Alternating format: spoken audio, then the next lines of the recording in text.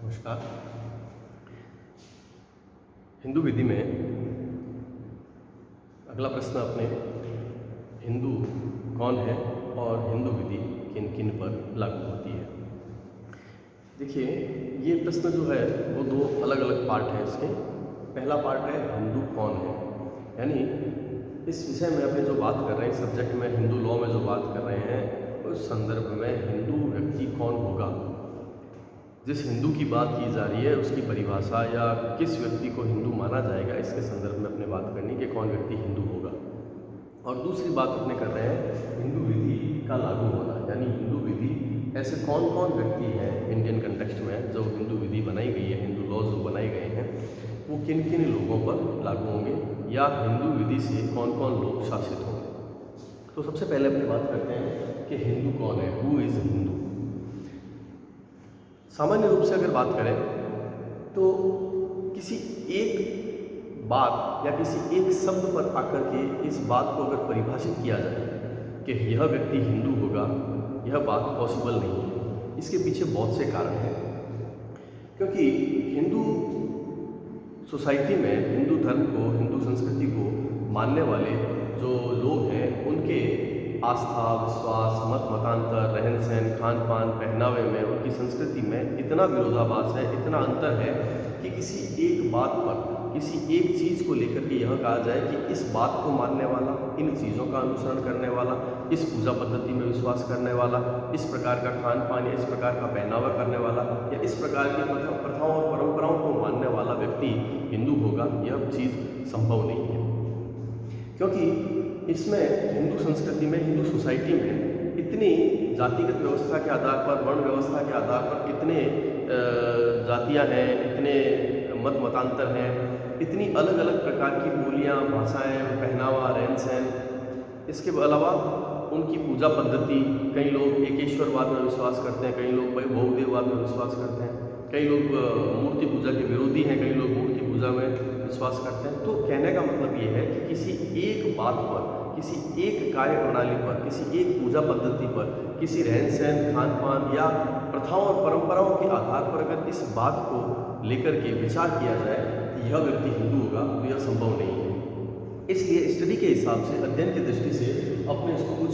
भागों में बांट करके इसको समझेंगे कि कौन व्यक्ति हिंदू हो सकता है। तो इसके लिए सबसे पहले अपने ऐतिहासिक दृष्टिकोण पर अगर विचार करें, सुप्रीम कोर्ट में एक मामला आया था शास्त्री यज्ञपुरुष दास वर्सेज मूलदास, जिसमें सुप्रीम कोर्ट के मुख्य न्यायाधीश न्यायाधिपति श्री गजेंद्र गढ़कर ने ऐतिहासिक दृष्टिकोण का हवाला देते हुए कहा कि एंशियंट टाइम में, प्राचीन समय में सिंधु नदी जो थी उसके तट पर कुछ लोग रहते थे और उसी समय में जर्मनी से आर्य लोग भारत आए, और वो जो लोग भारत आए थे जर्मनी से, उनकी और सिंधु नदी के तट के आसपास रहने वाले लोगों की जीवन पद्धति, उनकी प्रथाएं, परंपराओं में कुछ मेल जोल था, एक समान रूप से लगभग समानताएं थी। तो इस वजह से वो मेल जोल में एक साथ रहने लगे और उस सिंधु नदी के तट के आसपास रहने वाले लोगों को धीरे धीरे एक नाम दिया गया, सैंधव। उन लोगों को सैंधव कहा जाने लगा और वही नाम आगे चल करके हिंदू शब्द में परिवर्तित हो गया। तो इस आधार पर अगर देखा जाए, तो ऐतिहासिक दृष्टिकोण के आधार पर देखा जाए, टेरिटोरियल एस्पेक्ट पर अगर देखा जाए, प्रादेशिक आधार पर, कि उस एरिया विशेष में रहने वाले जो लोग थे वो सभी लोग हिंदू कहलाए। सिंधु नदी के तट के आसपास रहते थे, कुछ लोग पहले से रह रहे थे, जर्मनी से आर्य लोग भारत आए, वे लोग मिलकर के रहने लगे और सिंधु नदी के आसपास रहने वाले सभी लोग, वो सारे के सारे लोग सैंधव कहलाए। और सैंधव शब्द हिंदी में शब्द आता है अपभ्रंश, यानी नाम बिगड़ जाना। वो नाम परिवर्तित होकर के, नाम चेंज होकर के हिंदू शब्द में परिवर्तित हो गया। तो अगर इस ऐतिहासिक दृष्टिकोण के आधार पर देखा जाए या एक टेरिटोरियल एस्पेक्ट में देखा जाए, तो वो क्या हो गया कि एरिया विशेष में सिंधु नदी के आसपास रहने वाले सारे लोग व्यक्ति जो हिंदू थे। इसके अलावा इसी बात में न्यायाधिपति गजेंद्र गढ़कर ने धार्मिक दृष्टिकोण की एक परिभाषा दी कि उन्होंने तिलक के शब्दों को कोट किया। लोकमान्य बाल गंगाधर तिलक ने कहा अपनी पुस्तक हिंदू में कि वह व्यक्ति जो वेदों को आदर देता है, जो 4 वेद हैं, ऋग्वेद, सामवेद, यजुर्वेद, अथर्ववेद, इन वेदों को जो आदर देता है, पुनर्जन्म यानी रिबर्थ और एनलाइटनमेंट यानी मोक्ष में विश्वास करता है, ऐसा व्यक्ति हिंदू होगा। तो अगर इन दोनों एस्पेक्ट्स को देखा जाए, एक ऐतिहासिक दृष्टिकोण को, यानी जो एरिया में रहने वाले लोग वो हिंदू होंगे, धार्मिक दृष्टिकोण की परिभाषा देखा जाए कि जो व्यक्ति वेदों को आदर देता है या पुनर्जन्म या मोक्ष में विश्वास करता है वो व्यक्ति हिंदू होगा। अगर इन दोनों ही बातों पर गौर किया जाए, देखा जाए, इनको अगर समझा जाए, तो जो व्यक्ति वेदों को आदर नहीं देता है, पुनर्जन्म मोक्ष में विश्वास नहीं करता है, तो क्या वो व्यक्ति हिंदू नहीं हो सकता? या जो व्यक्ति उन पीढ़ियों में नहीं आता जो सिंधु नदी के आसपास रहते थे, तो क्या वो व्यक्ति हिंदू नहीं होगा? इसको और आगे कर देखें, जन्म से यानी हिंदू माता पिता की संतान अगर कोई व्यक्ति है जिसके माता पिता हिंदू हैं और उसका पालन पोषण हिंदू रीति रिवाज से हुआ है, तो वो व्यक्ति हिंदू माना जाएगा। इसी तरीके से धर्म से हिंदू, कोई व्यक्ति गैर हिंदू है, हिंदू धर्म का नहीं है और उसने हिंदू धर्म को स्वीकार कर लिया है, तो वो व्यक्ति भी हिंदू हो सकता है। जैसे आर्य समाज एक परंपरा है, आर्य समाज में शुद्धि प्रक्रिया है कि अगर कोई व्यक्ति हिंदू नहीं है और वह इस शुद्धि प्रक्रिया का आचरण करते हुए, उसका पालन करते हुए इस तरीके से अगर रहेगा, तो वो व्यक्ति हिंदू हो सकता है। तो ये चौथी बात है कि धर्म से भी हिंदू हो सकता है। इसी तरीके से एक बात आई आचरण और उद्घोषणा के द्वारा हिंदू। मोहनदास वर्सेस देव सोम बोर्ड का एक मामला है जिसमें एक सिंगर कैथोलिक ईसाई थे यीशुदास, वो हिंदू मंदिरों में भजन गाना, सुबह से शाम तक की जो उसकी हिंदू मंदिर की जो प्रक्रिया है, जो परंपरा है, उसकी जो दिनचर्या है, उसमें हिस्सा लेते थे। बाद में मामला जब आया कि गैर हिंदू का उस मंदिर में प्रवेश नहीं होगा, इस तरीके से कोई आया कि हिंदू कौन होगा, इस सबको लेकर के प्रश्न आया, तो कोर्ट ने कहा कि अगर कोई व्यक्ति जन्म से हिंदू नहीं है, उसने धर्म परिवर्तन करके भी अगर हिंदू नहीं बना है, लेकिन उस व्यक्ति का आचरण इस प्रकार का है कि वह विद गुड इंटेंशन, अगर वो व्यक्ति बोनाफाइड तरीके से अगर अपने आप को हिंदू शो करता है और दुनिया आसपास के लोग उसके आचरण के द्वारा इस बात को स्वीकार करते हैं कि यह व्यक्ति हिंदू हो सकता है, तो ऐसी परिस्थिति में वो व्यक्ति अपने आचरण और अपनी घोषणा के आधार पर भी हिंदू हो सकता है। यानी अगर उस व्यक्ति का इंटेंशन बैड नहीं है, तो ऐसी परिस्थिति में उस व्यक्ति का इस प्रकार का आचरण किया जाना भी कि हिंदू पद्धति के अनुसार वो अपना जीवन यापन कर रहा है, तो ऐसी परिस्थिति में वो व्यक्ति भी हिंदू माना जाएगा। तो अलग अलग बातों के आधार पर हमने देखा कि ऐतिहासिक दृष्टिकोण के आधार पर कि सिंधु नदी के तट के आसपास जो लोग रहते थे, आर्यन उनके साथ आकर के रहने लगे, धीरे धीरे उन लोगों को नाम सैंधव दे दिया गया और वो सैंधव आगे चल करके हिंदू बने। इस आधार पर ये एक टेरिटोरियल एस्पेक्ट में एक परिभाषा हुई, एक डिफाइन हमने किया कि जो व्यक्ति उस एरिया में रहते थे और उनके आगे आने वाली पीढ़ियाँ सारे लोग हिंदू हो गए। धार्मिक दृष्टिकोण में अगर देखें तो वेदों की वैसे अलग अलग बातें हो सकती है, लेकिन लोकमान्य बाल गंगाधर तिलक ने इस बात में कहा था कि जो व्यक्ति वेदों को आदर देता है, पुनर्जन्म और मोक्ष में विश्वास करता है, वो व्यक्ति हिंदू होगा। जन्म से भी हिंदू हो सकता है, यानी कि हिंदू माता पिता की संतान है, उसका पालन पोषण हिंदू रीति रिवाज से हुआ है, तो वो व्यक्ति हिंदू हो गया। किसी व्यक्ति किसी अन्य धर्म को से बिलोंग करता है, लेकिन उसने धर्म परिवर्तन करके अपने आप को हिंदू बना लिया है, तो ऐसी परिस्थिति वो व्यक्ति भी हिंदू हो गया। और लास्ट में हमने इस बात की कि आचरण और घोषणा के द्वारा भी कोई व्यक्ति हिंदू हो सकता है। तो कहने का मतलब है कि किसी एक बात पर इस प्रकार से ठहराव नहीं किया जा सकता कि यही व्यक्ति हिंदू होगा। इसलिए हमने इसको अलग अलग चीज़ों में अलग अलग दृष्टिकोण से देखने का प्रयास किया कि कौन व्यक्ति हिंदू हो सकता है। तो मुख्य रूप से व्यक्ति हिंदू व्यक्ति जन्म से भी हो सकता है, बाई बर्थ, यानी हिंदू माता पिता की संतान है, उसका पालन पोषण हिंदू रीति रिवाज से हुआ है, तो वो हिंदू है। कोई व्यक्ति धर्म परिवर्तन करके गैर हिंदू है, लेकिन इसने धर्म परिवर्तन करके हिंदू धर्म को स्वीकार कर लिया है, तो वो व्यक्ति भी हिंदू हो सकता है। और इसके साथ साथ कोई व्यक्ति आचरण और उद्घोषणा करता है इस प्रकार का बोनाफाइड इंटेंशन के साथ, गुड इंटेंशन के साथ, उसका आचरण इस प्रकार का है कि वो अपने आप को हिंदू शो करता है और आसपास के लोग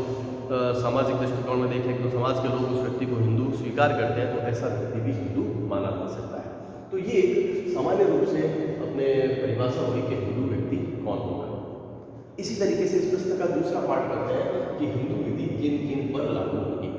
तो हिंदू लॉ के अंतर्गत जो कोई भी एक्ट बनाए गए, Hindu marriage act, Hindu succession act यानी हिंदू विवाह अधिनियम, हिंदू उत्तराधिकार अधिनियम, हिंदू दत्तक ग्रहण और पुनर्पोषण अधिनियम, जो ये अलग अलग एक्ट बनाए गए, उनमें लिखा गया स्पष्ट तौर पर कि हिंदू विधि किन किन लोगों पर लागू होगी। तो उसमें लिखा है कि जो व्यक्ति हिंदू है, बौद्ध है, जैन है और सिख है, उन सभी लोगों पर फैमिली लॉ के हिसाब से हिंदू विधि विधि के प्रावधान लागू होंगे। यानी जो व्यक्ति हिंदू है, यहाँ पर जो आपने बात करी, उस व्यक्ति पर तो हिंदू विधि लागू होगी ही होगी, लेकिन जो धर्म से बौद्ध है, धर्म से जैन है और धर्म से सिख है, उन लोगों पर भी हिंदू विधि ही लागू होगी। यानी फैमिली लॉ की जो अगर प्रोविजंस हैं, उनको किसी मामले में न्यायालय में शरण लेनी है, न्यायालय में कोर्ट के किसी मामले में आना है, तो ऐसे सभी मामलों में उनके ऊपर हिंदू लॉ के प्रावधान ही लागू होंगे। यानी इसका मतलब ये नहीं है कि ये लोग हिंदू हो गए, इसका मतलब ये है कि जो बौद्ध लोग हैं, जैन लोग हैं, सिख लोग हैं, वो धर्म से बौद्ध, जैन और सिख ही हैं, लेकिन